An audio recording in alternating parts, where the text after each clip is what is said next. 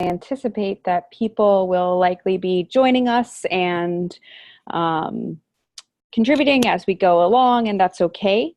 We are recording this and we're going to add it to the website afterwards. So if you are watching after the fact, we hope that there is opportunity to glean wisdom from the community, and we can do the best we can all together.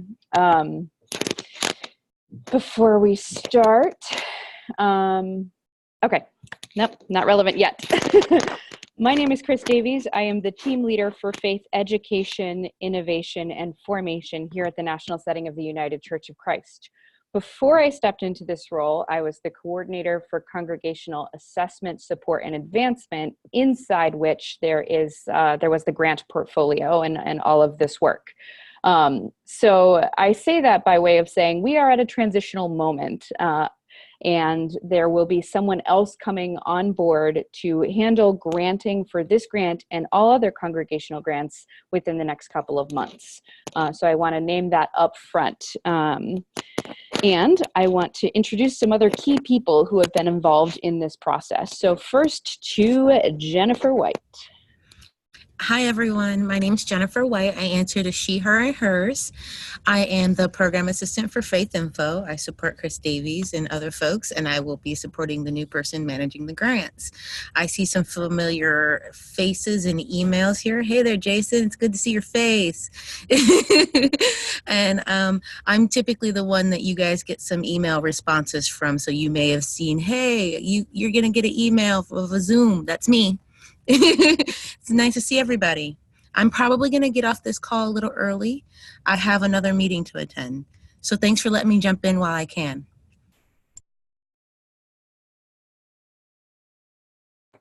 And you may recognize Jason Hubbard, who has been a key collaborator and consultant across this process. Computer, raise your hand if you can hear me. Okay, I get Jill, I have that on your end. That may be on your end. It will be recorded, so if you miss things, you can come back to it on the other side.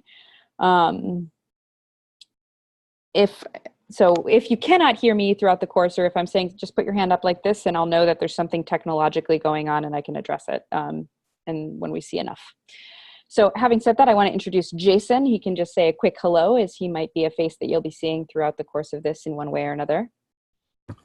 Hello, friends. I'm Jason Hubbard. I'm a pastoral minister in Northern California and do a lot of coaching work with communities doing new and innovative work all around the country. My pronouns are he, him. Look forward to the hour.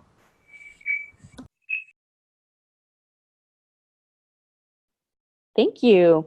So the purpose of this webinar is to invite you to ask any questions that come up either in the chat as we're going, which I'll keep an eye on, Jason will keep an eye on, Jen, while she's here, we'll keep an eye on, or in conversation throughout about the granting application process.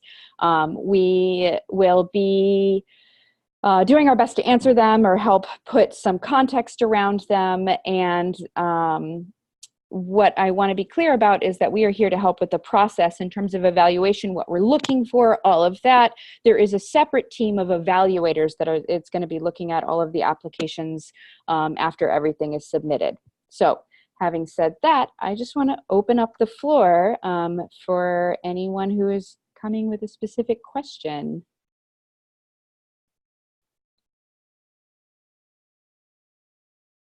Hi, Chris. This is Barbara Breland. Hi, everyone. I'm the pastor of Destiny Temple of Faith United Church of Christ in Alexandria, Virginia. Will you kind of go over SMART goals? I know you will, because I saw the video from last year. But again, as I reread the goals that we put down, I'm thinking, oh, they kind of sound the same. So can you kind of go over them again, please? Sure. And part of why we're saving the videos year to year is because we hope that information can be, continue to be helpful and added to throughout. So when thinking about, I'll say some stuff and then I'm going to invite Jason too as well. The SMART goals are specific in terms of kind of where you are, where you want to be, it's measurable. It's not necessarily, we're going to expand the church, but we want to reach, 10 new people in this direction. And the other part of measurable is that when thinking about metrics, they don't necessarily all have to be financial and people in the seats. That's one of our favorite church things to talk about. But they can also be other metrics that you've set for yourselves. And if you want to think more creatively about that, I wrote up some of the creative metrics we saw in last year's cycle in the report that I referenced in the invitation email, ucc.org/meeting and measuring, which I'll just plop in here as well. So specific, measurable, I always do this. I usually have it in front of me. Attainable. Attainable. They actually have to be like something that is researched and something you can do. So it wouldn't be reasonable for a congregation to say, we're going to get 400 new members in the next 3 weeks. Right. But something that really is based on what you know of your community and what you know of your congregation possible are, Jason, what's the R again? Relevant. Relevant. There you go. Again, like, a lot of times what we see in applications, particularly for groups that are existing congregations that have a clear path of renewal, they might chart out a clear path of renewal that would have been great for a 70s youth group in 1982. So the relevancy is just making sure that, again, the research that's behind what you're doing is really attentive to the people you're seeking to serve in the community that you're in, and demonstrated that with we had these conversations or beyond, and time bound. So it's not necessarily just we're going to do this, but over the course of, the granting period, or over the course of the next 3 years. And we did it in a way that's like, what's your 3-year goal? How do you expect to get there on year 2? And here's what you need to do on year 1 to get there. Having said that, I want to be clear that we are very aware that SMART goals change. So, people who have received the grant throughout the course of their process may start working on it and realize they need to pivot. That's okay, as long as we're in communication and we're moving forward with awareness on both ends of what's going on. So that's part of the role that Jason has played over the course of this last year, has been being a grant advocate. So he's been kind of a back and forth between the people who have received the grants and what we're doing at this end, in such a way that the feedback can be given and we can adjust the process to really be partners moving forward. Okay, thank you. Yeah. Chris, can I add just a bit to that? Absolutely. Go for it. One of the wonderful things I get to do is to be in conversation as advocate with our grantees. And one of the things they've helped us to understand, particularly this year, is that some of you, if not many of you, are more narrative thinkers than maybe logical. And SMART goals tend to invite 2 things. One is a very kind of logical, I'm going to check the box for S and M and A and R and T. And when that happens, those of us who are in ministry love to explore things deeply. You can end up with SMART goals that are so long that you'll never, ever get to them. So I do want to lift up that if you're a more narrative thinker, it really is possible to write a 2-sentence SMART goal that really can answer the question. And I think this is the key. When you're done with your relatively concise SMART goal, which may have a lot of research behind it and a lot of details, it is possible to have sort of the elevator pitch version of a SMART goal. And you really can answer this very important question. How does my SMART goal check the box called specific? So really the SMART thing is a help on the back end to check that what you've written as your SMART goal is actually answering those 5 areas of interest. I've seen SMART goals at like 1,000 words. Those are really hard to manage. So I want to commend you to do 1,000 words maybe worth of work and thinking and collaboration and research behind getting to a goal, but that in the end, you've distilled something that the SMART acronym is merely helpful to make sure that your fairly concise SMART goal is meeting the criteria rather than needing to write an essay about each section. Okay, thank you. Thank you. You are very welcome. Anyone else? I have a question. We may be unique in this, that we're going out of the country tomorrow, so we had to get everything finished. So we're really hoping that nothing new comes out of this call. So is everything ready to go? Can we submit at any time? Perhaps that'll be relevant to other people as well. Absolutely. It's all ready to go if everything's there. The only thing we say is make sure that your references get in first. The reference deadline is the same as your deadline. So, Right. you know, once you send that out, just be communicative with the people you're asking to be references so that they are aware of this. Also, Beth, I see you asked about the dates on the Performa. The one that we've attached to this email, the email that you got for this call, should be updated on the dates. If not, you can send an email to casagrants@ucc.org. We'll send you the updated one. And I believe the one that is currently linked on the application is updated in all pieces except for the one piece on the first page that references last year. The second page, where it's like these are the columns, should have the current dates. The current dates would be, you know, what your current budget is for 2019, and then expected or anticipated budget for 2020, 2021, 2023, in the event that you receive the grant and in the event if you don't. The Performa has been really a game changer in terms of evaluation, I want to say, because what that has enabled the evaluation team from across the life and breadth of the denomination to do is to compare budgets side by side. So that people are looking for the same numbers across the entirety of everyone asking, instead of, well, this budget's really narrative and pretty and looks great, and this budget doesn't have a lot of information, but the mission is, really clear. So that's a measure of equity in terms of the work that we are doing to make sure that we're comparing like to like in the numbers as well. Yeah, thank you, Chris. We did get that, and it should be all ready to go. Thanks. Chris, could I offer an insight about the budget Performa? Some of you may find that it's difficult to get your world and your budget into the fairly generalized version of a Performa budget. And I just want to say out loud that we get it. It can be challenging and sometimes frustrating. And I will suggest to you that many of our grantees, however, reflect after a year's worth of work that sometimes onerous feeling task is really a big benefit to them into getting into a very clear forward thinking about how their budget's going to go in categories that can be related to SMART goals. And you'll notice that reference on page 1 of the Performa budget that asks you to use the very tiny description section next to each year's numbers to talk about maybe how that might be related to something you want the Foundation Committee to know about. So I really want to encourage you to take a deep breath if you find this Performa budget challenging or frustrating, in that I think there can be some good for it in everybody, and that it is a huge help to reading 80 or 100 applications to those folks who volunteer their time.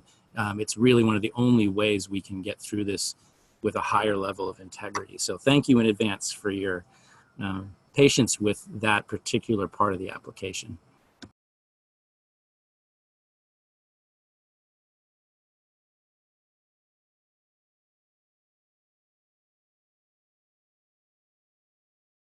Anything else percolating for you as you prepare and or submit your applications?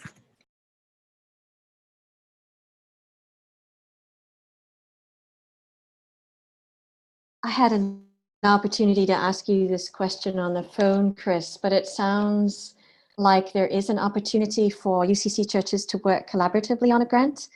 And I believe, if I remember correctly, you said that the churches involved, just one grant proposal would be put forward, but both churches would be clearly identified and what their contributions to the project would be. Yeah, I'm so glad you brought that up in this space. I know we talked briefly yesterday when I said, "Hey, this is happening tomorrow." But there is a precedent for some churches, some congregations working together to apply for a particular project that's benefiting them both. Here's a couple of things that I would recommend for that. The first is that there does need to be a key person involved for accountability. So even if it is a collaborative project, we are in covenant to have someone who's carrying it out. If there are if it is a project of more than a few congregations, in the ones that have been funded in my awareness over the past couple of years, they have some very deep working with the conference as well, and oftentimes the conference is the fiscal sponsor. So just to note that at this end too. And then third, there is a question on the application that asks about who are the partners or something. Let me go to that. I think along the lines of who can say amen to this, and who are the partners that you're working with, and just very clearly listing out what is going on. And then so that people evaluating have that picture very clearly. And then in the chat, Vanessa says 2 churches, same name, different locations, different associations, different conferences. Can both apply? I don't see why not. One of the things I don't want to have happen on the other side is that they get conflated. So whether intentionally or unintentionally. So just like, if there's a way to distinguish that very, very clearly, whether it's the lay leader, the person applying is 2 different people, or Vanessa, if you're applying to have your, to say, it says like, name of spiritual leader, church, so your name and then this church, your name and then that church. And then I can make sure that when we get to the evaluation stage, it's very clearly differentiated that, both of these projects are in the running, both of these congregations are in the running, but they're two different things happening.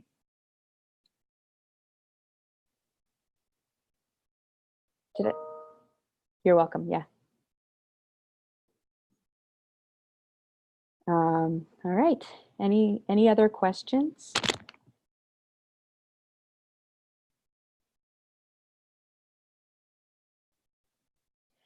So go ahead, Naomi.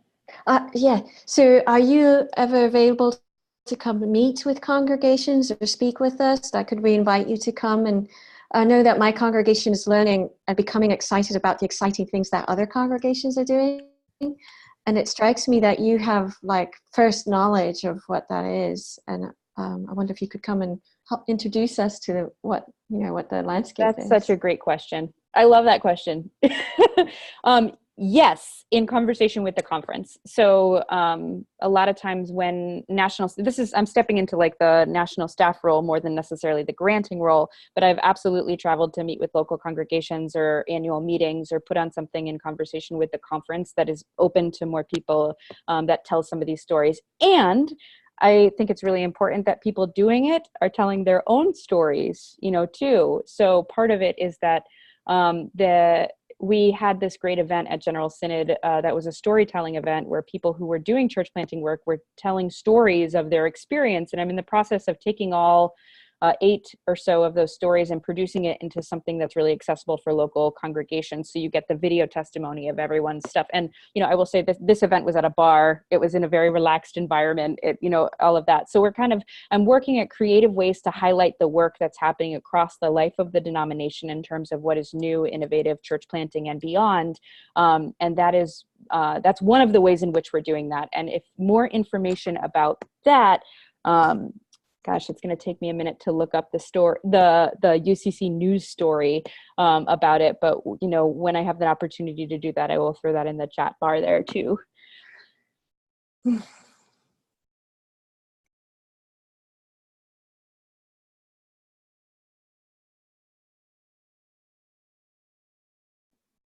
What else can be of help to all? So part of what we're hoping in having this webinar, this prep webinar, is that, for not necessarily at this point, although there's still some stuff carrying over, is that for whomever steps into this position, a lot of times people will reach out a lot beforehand with the intent of making themselves more known. But we're trying to really have a more communal approach to it so that, questions can be for mutual learning instead of for the, the relational, the work. And even in that process, the evaluation of the grants is not resting on the folks that are present here or supporting you through the application process, but a team of folks of which we are conversation partners, but beyond. So I want to be clear about that as well. Okay, there's a question in the chat. For the coaching requirement, is there an approved lift? Is group coaching acceptable? Is there a set of coaching guidelines, or is it a general keeping on task? So I'll say a few words and I'm going to invite Jason into this conversation as well. Coaching is a reflection on how it is required because it's part of how we want to be sure that you are supported in doing this hard and rewarding and sometimes excruciating work of church planting. So it is not connected to the accountability of the grant. It is really as a support for you in the work and conversation with your SMART goals, but it's you who's setting that agenda with your coach. We have a historical partnership with the Center for Progressive Renewal Coaches. We have said that if you have another coach in mind, that is absolutely appropriate. And you can continue to work with that other coach. I would recommend doing a one-on-one beyond a group coaching for this specific, program that your program or ministry or what you're called into. And we have asked that people are coaching certified. Coaching and mentorship are not the same thing. So, if you're working with folk a coach is more along the way to help you reach your own potential and not necessarily there to say, we'll do it this way. So I'll ask Jason to step in because he's been doing some of that differentiating work over the past year too.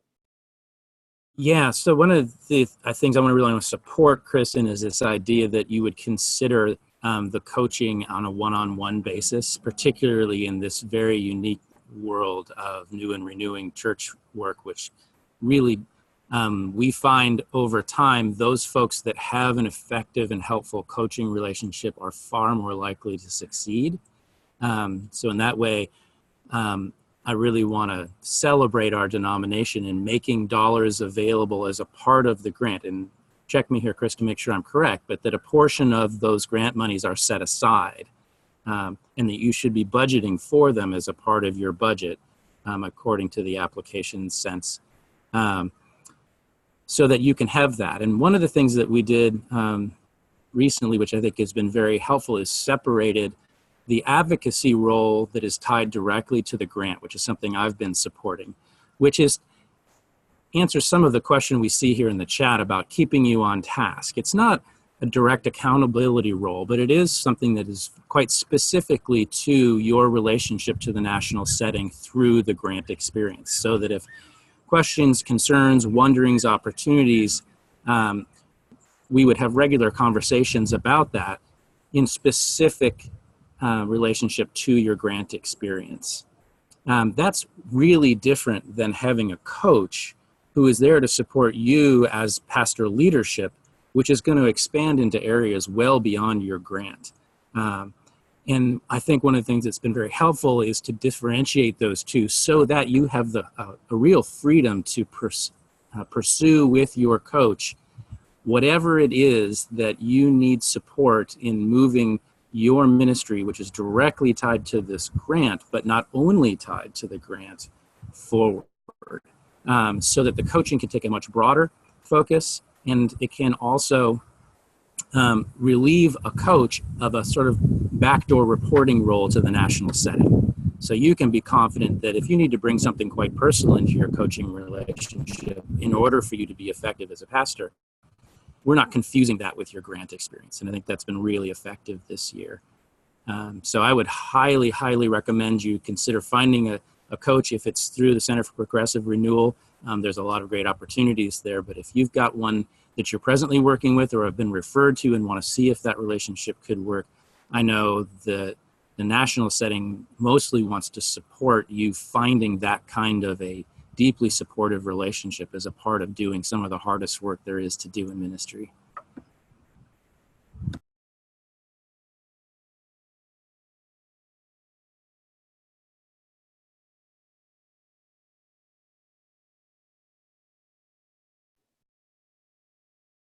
What else?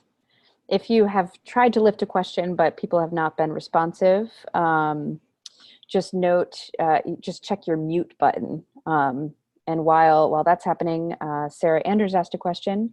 Any chance you know going rate for coaches? It tends to be in the realm of a little under or a little over of $3,000 for a year, but that's about where we've seen it consistently.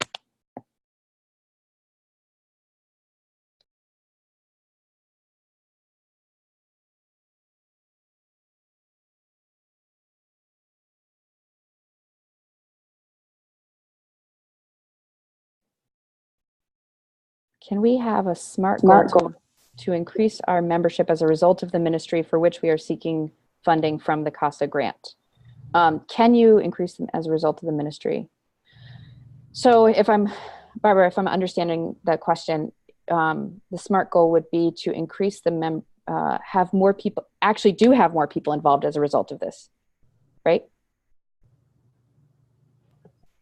It's actually as a result of doing this ministry, we're seeking to have more people join because we've created this ministry. Absolutely. Yes. Okay. A couple of things that I would lift up in that kind of conversation is the evaluators will be looking for the research of if we do this, then people will be excited to be present in there. So we've had these conversations. You might write something along the lines of that you did several interviews, a dozen or 25 interviews in the community. It's not just we think this will work, but here's why we think this will work. Okay. And the other thing that I'm noticing, is that in church planting or spiritual community development, that the membership term tends to be a little, not necessarily, just kind of loaded. So if what you mean is you want people to join and officially affiliate, then that's there. But if what you want is to have more people there on a Sunday, or more people there in your worshiping time, that's something different. Or okay. Just to be attentive along those lines. Thank you. You're welcome. Can I piggyback on that, Chris? Sure. Particularly with the metric of membership. I might invite you to answer the question, what would be the impact of a greater physical presence? If the SMART goal is about membership, that's a number, and it's certainly specific, measurable, with research attainable, relevant. But there's a bit of a deeper question which might be helpful in asking what specific, measurable, attainable, and relevant is likely to happen with a greater physical presence through membership. And that may help to inform some of what you're pointing at beyond simply being able to count additional names in a membership book, which I don't mean to minimize, because that's a big step. And I think it can be helpful, though, to ask the question beneath about impact of presence. Sure. Okay. I have an observation. One of the things at this point, we are so far into the development of the grant that it feels like a lot of our questions have been answered along the way. And I feel like now we are so much on a track that this webinar is actually kind of late. Is it possible, has it been discussed that maybe next year, even a month earlier from the due date? I'm feeling a lot of pressure, and even as we think of the next few things, that it's sort of like, don't throw a wrench too much. Yeah, I hear you. That's part of the reason why we kept the recordings from last year's webinar up on the website, and this one will go up for next year. And that's feedback that I can give the person that's hired into the new granting associate position, which is open currently. So I will relay that message on when that person is hired. And in the chat, I see a question from Beth that one of their goals is to do a few one-off collaborative events with other groups with the goal of finding another partner. We can have an ongoing collaboration in later 2020 or 2021. Is that specific enough? Yeah, I mean, if you say a few one-off, you could say you want to do 10 one-off events or 3 one-off events or something to that line. And, you know, with the endpoint being the collaborative partner, that would make a lot of sense. Yeah. I think the key there is to move from few to a specific number, because few is 3 or more. And then once you get a specific number in mind, it's moving along the SMART acronym to say, well, what's actually achievable? 10's nice, but if there's not a chance that realistically we could get more than 3 done, 3 is a much more helpful number. And I think our evaluators are pretty keen to placing real high value on your ability to name, given your description of the ministry in general, how attainable a SMART goal is. So I would really commend you to, once you get to a specific, say, number or outcome, because it's not always a number that means it's specific, that you walk through the remainder of the goal, because SMART is not just about specificity or measurability, but could it actually happen given your previous experience in the amount of staffing you presently have or anticipate having? And then the relevance and timeliness too is really valuable as well. Staffing, whether on the books or volunteer staffing too, just to be clear. Overall concept flies. Just to hear what Beth was saying in the chat. The other thing I do want to make sure that I say is that for congregations that have been around for many, many, many years and are applying with a specific project of renewal, I want to be really clear that in the process of doing that, people are looking for a what are you doing differently? That it's not just we are applying for the grant to extend the budget for 3 more years in order to survive, but in order to have the best outcome of the missional resources of the denomination. We want to make sure that where our financial resources are going places where it will have a huge impact. So we're very much looking towards the impact of the grant. You know, what's happening in the congregation, what's happening in the community, and how is it something that the entire denomination can be, you know, excited about and get behind over the course of the next couple of years.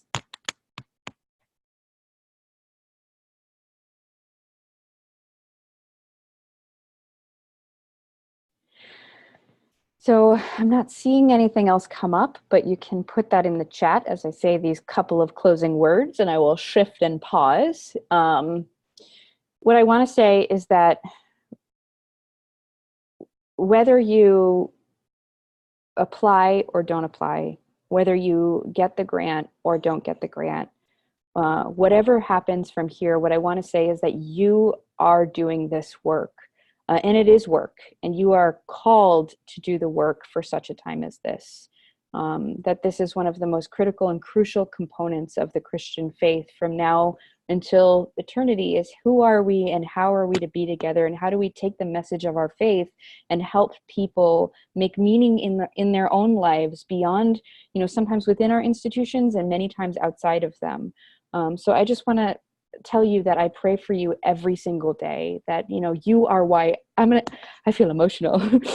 You are why I do this work, that, you know, our faith is for today, and it is also for any potential future grandchildren that I may have. And if it is not for you, then we're not living into the fullness of who we can be in the name of Jesus Christ. So I want to say that I am grateful for you. I am praying for you, and that I have confidence that, you know, wherever goes from here, God is with you. The Spirit is surrounding you, and Christ is walking beside you.